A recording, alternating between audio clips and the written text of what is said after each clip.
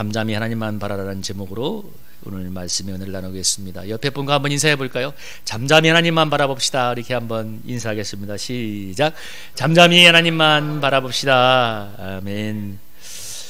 오늘 이 시대의 특징 중에 하나는 단연 한마디로 정의를 하자면 정말 스피디한 시대, 분주하고 바쁜 시대라고 정의를 할 수 있습니다. 외국인들이 한국에 와서 가장 먼저 배우는 말이 여러분 빨리빨리라고 하잖아요. 빨리빨리. 한국 사람들이 여러분 운전을 하다 신호대기를 하고 있으면 제가 요즘 느끼는 건 사람들이 1초 2초를 못 기다리는 것 같아요. 제가 맨 신호대기 앞서게 있으면 1초만 머뭇거리고 있으면 바로 빵빵거리는 소리가 들려옵니다. 그 1초를 못 참는 이 분주함과 다급함이 사람들의 마음을 지배하고 있습니다.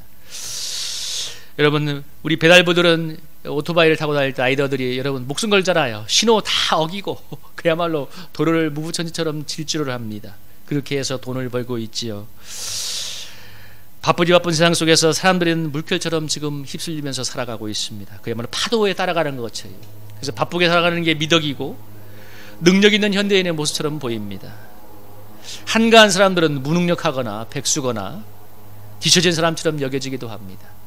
제가 그 고베 대지진 때 그 일본 가서 우리 평화봉사단 할 때 거기 그 사회를 봤는데 거기 일본은 한 4시쯤에 남자가 집에 있으면 큰 문제가 있는 사회예요. 이 남자가 6시나 7시쯤 돼야 집에 들어와야 되지. 그래서 거기는 그야말로 아주 그래서 열심히 사는 민족은 맞는데 우리나라도 비슷하죠. 우리나라도 바쁘지 않으면 할 일이 없으면 근데 이렇게 열심히 분주하게 살아가지만 아이러니하게도 세상 속에서 사람들의 노망으로 삼는 것은 여러분 나는 자연이다가 단연코 최고의 노망이라고 하잖아요.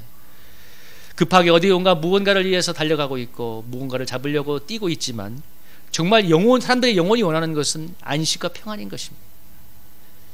범죄한 인간의 내면에는 하나님과의 관계가 어렵기 때문에 안식이 없습니다. 얼굴에 땀이 흘려야 먹고 살 수 있는 숙명을 가졌기 때문에 쉬지 않고 달려가고 있습니다. 그러면서도 마음속에 별로 마음에 평안이 없습니다. 이 불안하고 싫은 생존기도를 어떻게 살 것인지 밤이면 밤마다 이 지쳐기면서 괴로움을 정말 두려움을 달래는 사람들이 얼마나 많이 있습니까? 우리 그 서란 목장의 박리부가 사모님의 그 간증이라는데요. 우리 집사람에게서 제가 들은 얘기인데 그 금요기도에서 그런 간증을 하셨답니다. 자신이 열심히 기도하는 이유를 한번 돌아보니까 가만히 생각해 보니까 두려움이 들어요. 그러니까 자기가 기도를 안 하면 내 남편의 목회가 잘 안 될 것 같고 자녀가 잘못될 것 같은 두려움들이 기도를 하는 중요한 동력이다라는 것입니다. 그분의 간증을 듣고 나서 저도 가만히 저를 들어보니까 제가 기도하는 이유 중에 하나도 두려움이라는 것을 깨닫게 되었습니다.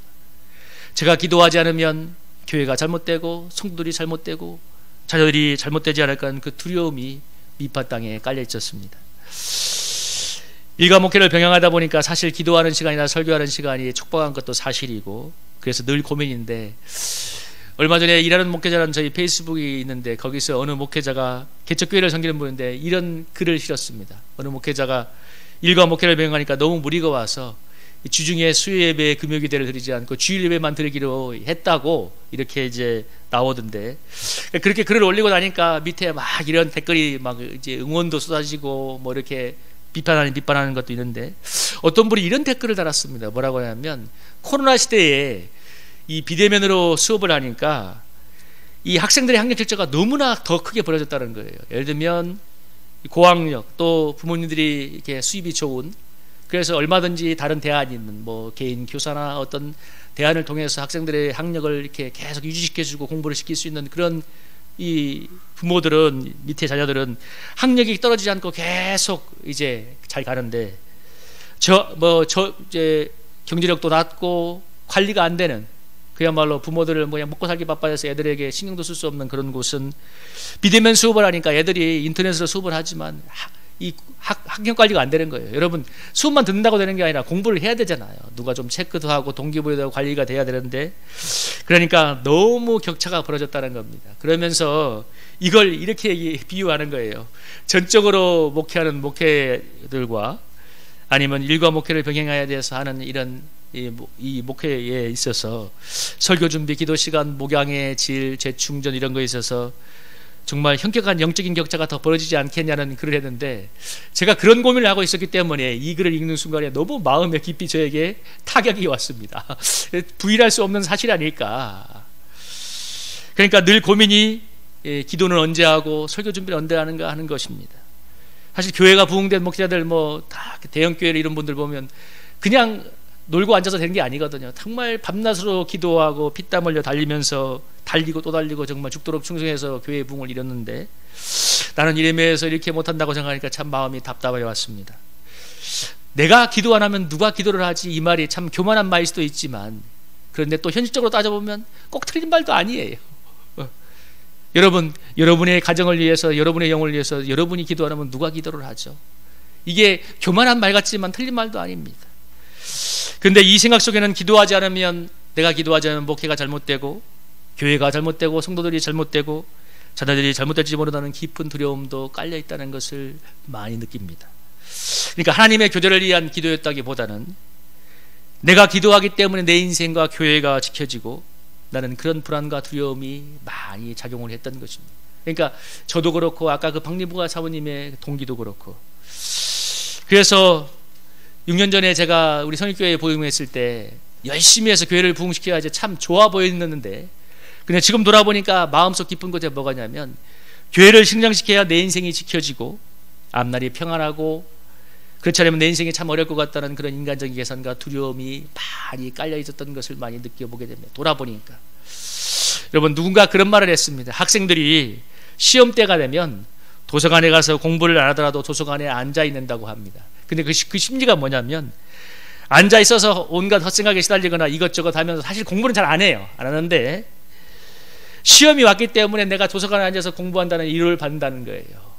그러니까 불안감을 달래는 거죠. 내가 앉아 있음으로 해서 공부를 안 하는데 사실 불안감을 달래고 있는 거예요. 시험이 다가오니 도서관에 앉아라도 있어야 공부한다는 위안을 얻고 불안감을 달랜다는 거죠. 내가 그래도 도서관에서 있다. 그러니까 제가 이걸 느끼는 건 뭐냐면, 곰곰이 따져보면 사실 제가 일하는 목회자가 되기 전이나 아니면 전적으로 목회라는 데 실제 따져보면 큰 차이는 없어요. 물론 기도하는 시간이 좀 줄어들고 제가 교회에 있는 시간이 줄어든 건 사실입니다. 현격하게 줄어든 건 사실인데, 그래 가만히 생각을 해보면 사실 그 내용면에서 보면 큰 차이가 없어요. 그러니까 전에 있을 때 내용이 별로 없었다는 거죠.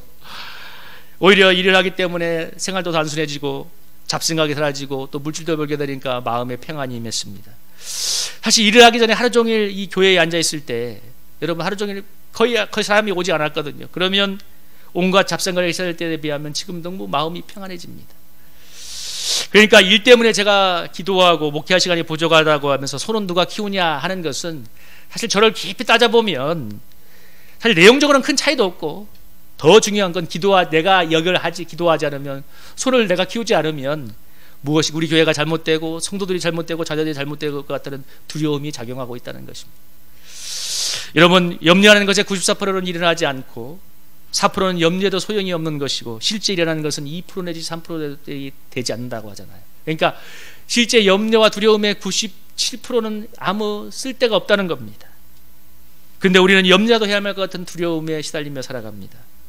사실 많은 사람들의 행동이 이것을 설명해 주는데요, 누군가 무엇인가 하면 나도 그것을 해야 되기 때문에, 남들이 대학을 가면 대학을 가고, 남들이 직장을 가면 직장을 가고, 남들이 주식 코인하면, 남들이 연끌해서 집을 사면 나도 망할 것 같다, 띠떨어질 것 같으니까 그렇게 행동을 하지 않습니까? 여러분, 아프리카의 영양이 수백 마리씩 떼를 지어다니는데 이런데요, 그 수백 마리 중에서 저기 어느 쪽에 있던, 한쪽에 있던 양이 사자를 보거나 무엇 때문에 놀라갖고 갑자기 뛰는 일이 발생하면, 중요한 건 나머지 수백 마리 수천 마리의 영양들이 아무 이유 없이 뛰는 거예요. 이 사람은, 이 한 마리의 양은 놀라서 뛰겠지만, 그러니까 왜 뛰겠어요? 옆에 있는 한 양이 뛰어가니까 무슨 일이 일어나는가 보다, 그 심리 때문에 달려가다가, 그래서 막 끝도 없이 막 달리다가 낭떠러지에 걸려서 수없이 죽기도 하고 이런 비극을 많이 당한답니다. 그게 과학자들이 연구를 했대요. 왜 그런가? 그러니까 가만히 보니까 그런 거더래요. 어느 한 마리가 놀라서 뛰면 그냥 같이 군중심리로 뛰는 거예요. 여러분, 두려움이 작동하고 있는 거죠. 우리의 삶도 마찬가지입니다. 두려움이. 그러면 두려움은 어디서 오는 것일까? 여러분, 이 말씀을 한번 읽어볼까요? 히브리서 2장 14절 15절 한번 읽어보겠습니다. 시작. 자녀들은 혈과 육에 속하였으며 그도 또한 같은 모양으로 혈과 육을 함께 지니심은 죽음을 통하여 죽음의 세력을 잡은 자 곧 마귀를 멸하시며 또 죽기를 무서워하러 한평생 매여 종로라는 모든 자를 도와주려 하심이라. 오늘 두려움이 오는 것은 죄와 사망 권세를 밟은 사단이 주는 것입니다. 그래서 그게 너무나 강력하기 때문에 한평생에 매여 종로로 타게 한다는 거죠. 그러니까 우리가 수많은 사람들이 열심히 분주히 살아가는 게 너무나 당연해 보이고 미덕처럼 보이지만 가장 큰 근원에는 뭐가 있어요? 두려움이 자리하고 있다는 거예요. 내가 잘못될 것 같아서, 뭔가 잘못될 것 같아서, 또 뒤처질 거 망할 것 같아서. 그래서 이 세상을 살아가면서 지옥이 있다면 두려움에 잡혀서 살아가는 것이고 평안이 없는 것일 것입니다. 아무리 평안하고 좋은 환경이 있다 해도 사단이 주는 두려움에 사로잡히면 평안의 단잠을 잘 수가 없습니다. 오늘날 얼마나 많은 사람들이 이 불안과 두려움에 시달리고 있습니까? 마음에 평안이 없습니까? 여러분, 오늘 말씀 제목이 은혜가 되지 않아요? 잠잠히 하나님만 바라보라. 치열한 생존 경제에 지쳐지지 않을까 얼마나 두려워하고 있습니까? 그런데 오늘 시편 기자가 오늘 이렇게 얘기하죠. 여러분, 3절에 넘어지는 담과 흔들리는 울타리 같이 사람을 죽이려고 너희가 일제히 공격하기를 언제까지 하려느냐. 정말 넘어지는 담처럼 흔들리는 울타리인 것처럼 자기를 죽이려는 어떤 공격하는 세력이 자기를 덮쳐오고 있는데, 그러나 그런 상황에서도 잠잠히 하나님만 바라본다고 고백하고 있습니다. 여러분, 1절 한번 다시 한번 읽어볼까요? 한번 읽어보겠습니다. 시작. 나의 영혼이 잠잠히 하나님만 바라며 나의 구원이 그에게서 나오는도다. 아멘.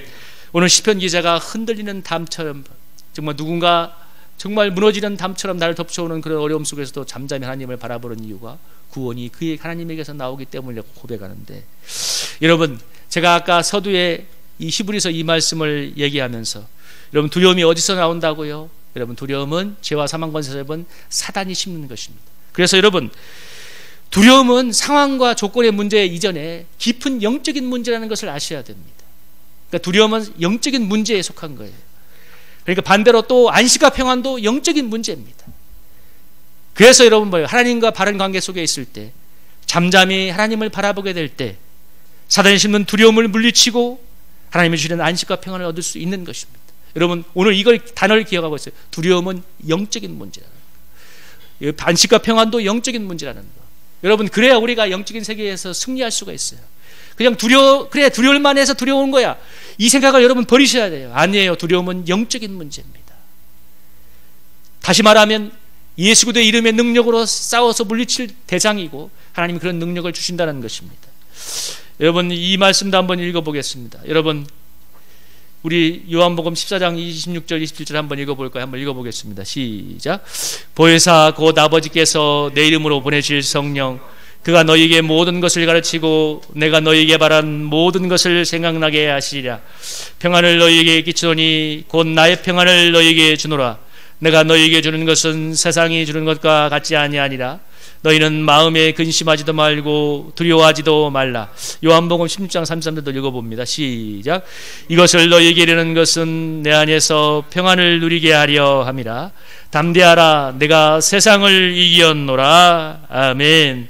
오늘 예수님이 너희를 떠나서 아버지 집에 간다고 하니까 두려워하는 제자들에게 예수님이 뭐라 해서, 내가 떠나가면 보혜사 성령이 오시고 보혜사 성령이 오시면 뭐예요? 평안을 너희에게 줄 것인데 그러니 너는 마음에 근심하지도 말고 두려워하지도 말라고 합니다. 내가 이것을 이렇게 이르는 것은 너희 내 안에서 평안을 누리게 하려 함인데, 담대하라. 내가 세상을 이기었노라.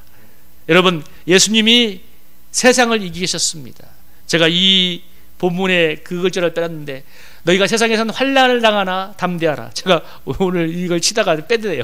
환난을 당하나 담대하라. 환난을 당하지만 뭐예요? 담대하라. 내가 세상을 이기었노라. 세상에서 어려움이 없다는 게 아니에요. 환난을 당하지만 뭐예요? 내가 세상을 이겼기 때문에 담대하라고 얘기합니다.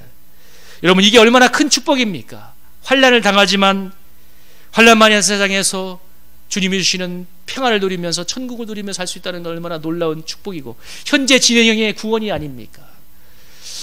여러분, 지금 아까 제가 담이 넘어지는 것처럼 나를 덮쳐오는 대적을 이 시편 기자가 표현했는데, 여러분, 담이 지금 내 옆에 있는데 그 담이 내게 무너진다고 한번 상상해 보십시오. 제가 이 본문을 묵상하다가 여기 여러분, 이 사거리에 담쟁이 넝쿨 있는 그 담 아시죠? 스타벅스 맞은편에 있는 그 굉장히 높잖아요.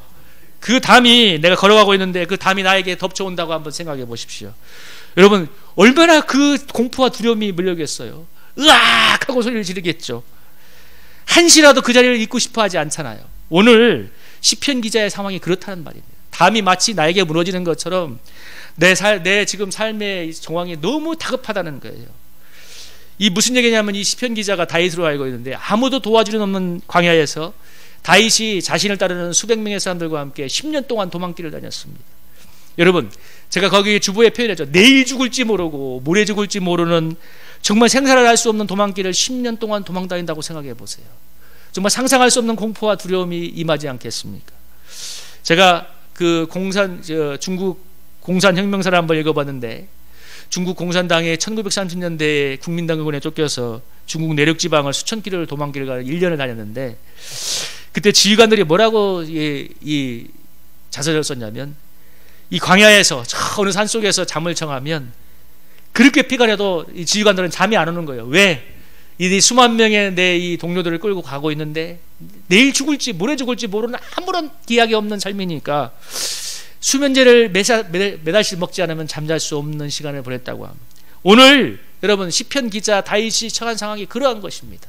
그러니까 밤에 광야에서 잠을 보면 잠이 안 오는 상황이에요. 너무 흔들리는 담이 오고 있는데 여러분 막 죽음의 공포와 어찌할 수 없는 괴로움이 나를 쫓아오고 있는데 그런데 오늘 시편 기자가 그런 상황에서도 뭐라고 해요? 나 영혼이 잠잠히 하나님만 바라며 나의 구원이 하나님께서 나온다고 고백하고 있습니다. 여러분 이 다윗이 광야에서 만약에 10년 동안의 그 시간을 지나갔는데 그 날마다 오는 공포와 괴로움과 두려움을 날마다 몸에 짊어지고 삶았다면 저는 제가 보기에 다윗은 1년을 못 건졌을 거예요. 1년 만에 쓰러지든지 아니면 어디 끝내고 어디 무엇을 했을 거예요. 그렇지 않아요? 제가 보기에 1년도 안 그래. 우리 한 달도 못해. 여러분 마음의 공포와 두려움과 근심에 사로잡혀 보십시오. 견디기가 힘듭니다. 제가 이 표현 자주 하잖아요. 이 자를 2분 3분은 들고 있을 수 있지만 하루 종일 들고 있으면 어느 누구도 못 들고 있는 똑같은 겁니다. 아니 근데 이것보다 훨씬 더 무거운 자를 어떻게 들고 있겠어요? 근데 다윗이 그 속에서 잠잠히 하나님만 바라볼 때 하나님의 구원이 그에게서 그의 영혼 속에 오는 것을 하나님의 평안이 이 세상을 이 환경을 넘어서는 환난을 넘어서는 초자연적인 평안이 오는 것을 경험했던 것이죠. 그래서 여러분 이사야서에 이런 표현이 있습니다. 여러분 이사야서 30장 15절 18절 이것도 한번 읽어보겠습니다. 시작. 주 여호와 이스라엘의 거룩하신 이가 말씀하시되 너희가 돌이켜 조용히 있어야 구원을 얻을 것이요 잠잠하고 신뢰하여야 함을 얻을 것이거늘 너희가 원하지 아니하고 이르기를 아니라 우리가 말 타고 도망하리라 하였으므로 너희가 도망할 것이요 또 이르기를 우리가 빠른 짐승을 타리라 하였으므로 너희를 쫓는 자들이 빠르리니 한 사람이 꾸준즉 1000사람이 도망가겠고 5이 꾸준즉 너희가 다 도망하고 너희 남은 자는 겨우 산꼭대기에 깃대 같겠고 산마루 위에 기치 같으리라 하셨느니라. 그러나 여호와께서 기다리시라니 이는 너희에게 은혜를 베풀려 하심이요 일어나시리니 이는 너희를 긍휼히 여기려 하심이라. 대저 여호와는 정의의 하나님이시라. 그를 기다리는 자마다 복이 있도다. 아멘. 이사야서 3장의 내용이 뭐냐면 당시 남유다가 그때 중동의 강대국이었던 갈대아가 쳐들어오려고 하니까 너무 마음이 다급하니까 하나님께는 물어보지도 않고 애국으로 가서 막 조공을 바치면서 우리를 도와달라고 말 타고 도망간다는 내용이 그런 내용이에요. 애국으로 그러니까 하나님께 가는 게 아니라 말 타고 애국으로 가는 거예요. 근데 하나님이 그들의 불신앙을 책망하시고 심판하겠다는 그런 내용인데 15절에 뭐라고 합니까? 이사야 선지자가 너희가 조용히 있어야 구원을 얻을 것이고 잠잠하고 신뢰하여야 힘을 얻을 거를. 그러니까 조용히 하나님을 바라볼 때 구원이 임하고 잠잠하고 신뢰하면 영적인 힘을 얻는데 너희가 원하지 않고 말 타고 도망간다는 거예요. 빠르게. 왜? 인간적으로는 이게 너무나 해답처럼 보이고 구원의 길처럼 보이니까. 근데 하나님이 11절에 뭐예요? 한 사람이 꾸준즉 1000사람이 도망가겠고 하나님이 그들의 불신앙에 대해서 이렇게 징계를 내리겠다는 거죠. 그들이 애굽을 의지했지만 나중에 여러분 갈대아 제국이 와서 애굽도 꺾어버리고 이스라엘을 파멸로 이끌어버립니다. 그래서 18절에서 뭐라고 합니까? 여호와께서 너에게 은혜를 베풀려 하심이기 때문에 여호와를 기다리는 자가 복이 있다고 이야기하고 있습니다.